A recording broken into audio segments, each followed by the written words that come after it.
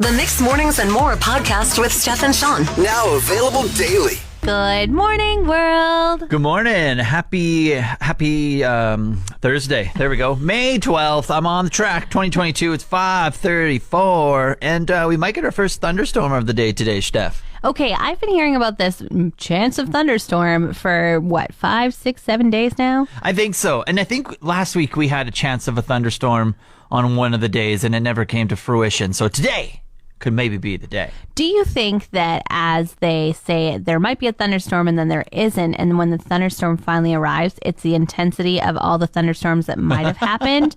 Or do you think it's still just a plain old thunderstorm and it just showed up late? I think it just showed up late. That was very confusing for me, but... Sorry. No, it's 5:30 okay. in the morning. I was just like, woo! Okay. All right. Use your brain right here. That's a lot of words. All right. Moosehide Campaign Day. We kind of talked a little bit about this when missing and murdered exploited Indigenous Peoples Day came up just this past week. And we touched on how we had these patches dropped off at our office just to show solidarity with men and boys on raising awareness of the crisis against all the missing and murdered, exploited Indigenous people, Steph. And today's the actual day. Yeah, so if you need a patch, it's a very lovely little moosehide patch.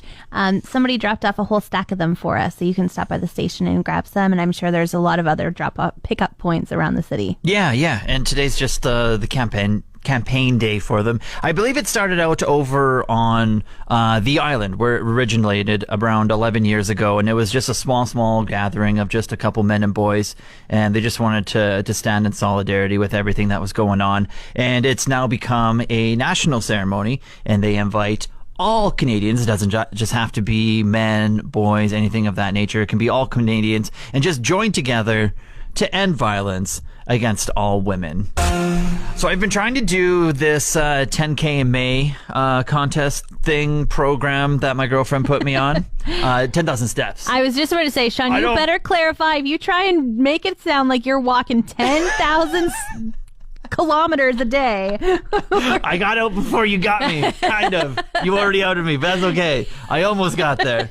But I'm doing 10,000 steps a day, and it's been a struggle. I thought it was going to be a lot easier. I think just because the past couple days have just been so darn busy. Okay, well, like a week ago, you were saying you're doing 10K a day in May, and it was May 5th, and you had already missed 3 days.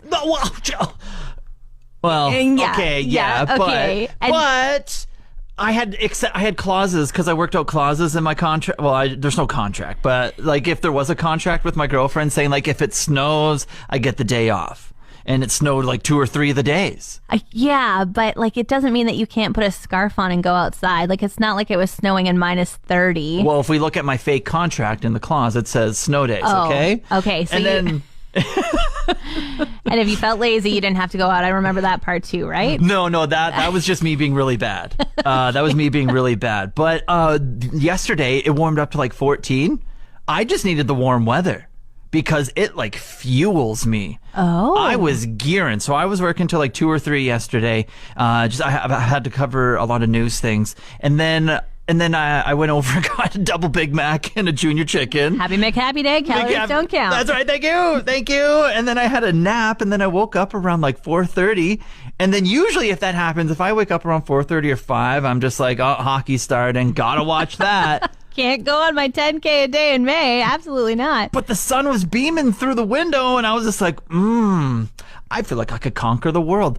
I got out there and I did about 8,000 steps, and then I came back and watched the hockey, and I felt great. Okay, so good job on the 8,000. Now, did you walk around your bed for the last 2,000 to make sure that you got your 10K in? No, because from work from 4 in the morning until 3, I already conquered that like 2 to 3,000 here in the morning at work. Wow. Okay, Shawn. So now here's the other thing. You were talking about how great the sun felt beaming in and stuff, and it fueled you. Why didn't it fuel you to make up for those lost days? Why didn't you walk 18,000 steps yesterday on your... No, get out of here. No, stop it. Okay, we don't need that. Okay, one day at a time. Sorry. See a lot of things when driving on the highway that you're like, ooh, wish that didn't happen. Yeah, especially on 63, hey? Yeah, sometimes like there's mattresses in the lane. Sometimes you're just like, you didn't use your signal and you're driving very dangerously.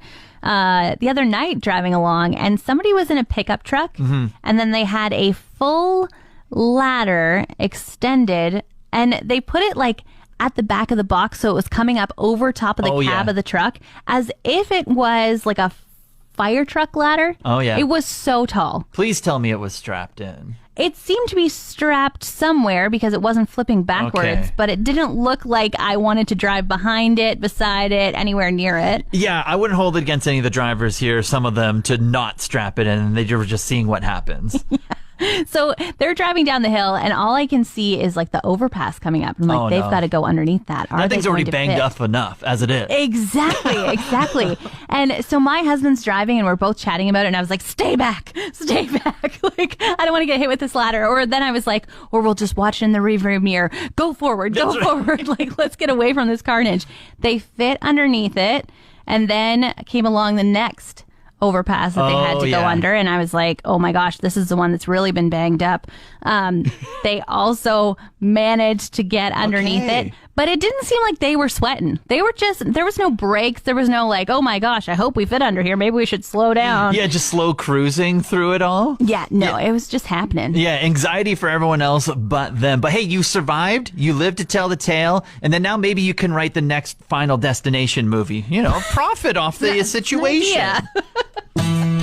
Crazy story coming out from just this past couple days of a random person landing a plane with no experience. Yeah, apparently the pilot passed out, some sort of medical condition. All of a sudden, there's only 2 people on the plane, and the other guy is not qualified to do any of the flying, but has to. Yeah, apparently he was an interior designer. Now, it's one of those small Cessna planes, and it wasn't like a giant, like Boeing 737 kind of thing, which I was picturing in my head before I clicked on the article, which I thought was just going to be wild. But I've oddly had a weird fantasy about this of being the person that puts up their hand and says, I will land the plane. You are kidding. So you want to be that person? Yeah. And the thing is, I don't play like flight simulators or anything. I don't do any of that. But for some reason, I'm just like, let me do it. I will be the hero. I will sacrifice everything and land the plane for everyone. I mean, the interesting thing is you're saying I will sacrifice everything. Yeah, that wasn't a great word. Are you planning on being like, I have all your lives in my hands and I hope we make it through together? Sacrifice was a horrible word choice right there. I will safely land the plane for everyone. There we go. This is not my fantasy. So who wants to ride on a plane with me? If everyone sees me on their flight, they're like, no, I'm getting off. I've been one of those tiny camper owners for, 7 years now.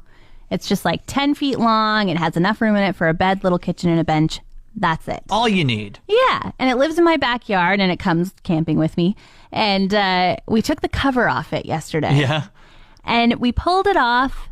And then I looked at that camper, and I thought, did you shrink? Did you get smaller? Oh, be careful how you use that sentence as well, okay? Oh, sorry. Okay, sorry. Be careful. I'm just going to say that. But this is your lovely piece of work that you always put a lot of time into every single year, and then you just forgot about it? I just forgot how big he was. So he's my camper has a name. It's Elliot. It's a boy. He has an Instagram account. And I just like looked at him and I was like, I think that you're smaller, and I was so excited that he was little. And so this is not going well. Anyway, when you go like through the forest when you're a kid and you climb up like a giant rock and you're like, oh my gosh, that took me all day to figure out how to climb up this rock. It was such a mammoth. And then you go back as an adult and you're like, that rock is a stepping stone. How on earth did it take me all day to climb it? That was kind of like that. I was just like, oh, my camper, it's so big, it's in the backyard. And then I was like, it's so small. I just can't go. I just love how you try to transition things like, remember that rock that you used to climb and it was really small? Yeah, let's get away from how Elliot's small as well. Okay, bye. Steph, I want to make a public service announcement only to you because you have to look at me for a long time every day. Okay. But also just everyone in the main area of our building as well where we go after our show is done. I am not picking my nose, okay? Oh, okay. I need to trim my mustache. and I have some stray hairs right below my nose, and they have a mind of their own, and they are just wandering and tickling inside of my nostrils. Okay? I have seen you putting your hands into your nostrils lately, and I thought you were like, you just, forgot where you were. I was like, okay, Shawn is picking his nose. I'm not picking my nose. I am just trying to get the stray hairs out of there. And I'm very subconscious about it too, because every time I do it, I'm like peering over my shoulders to see if anyone's looking at me. And no one has yet come up to me and said, are you gold digging over there? Nobody's gonna mention it. Nobody's gonna be like, hey, take your fingers out of your nose. Like, you're not 4, but also you kind of look like an umpire when you're looking over your shoulder and you've got your like hands moving like, oh, I'm about to put my finger in my nose. No, it's a code word. I'm just waving over there with my thumb. And then it's like, oh, what play do you want me to do in this baseball game? Yeah. So I just announcement to everyone as I touch my face every 20 seconds, which I should have learned during the pandemic. You do not do that. It is just my mustache is getting very weird. I'm going to trim it tonight, and then it'll be good. Then All just right. Shape it up. So tomorrow, if I see you picking your nose, you're actually that's real. picking your nose? Yeah, that's real. Okay, That's me good to know. gold digging. Want more of today's show? Download the Mixed Mornings and More podcast. Now available every weekday.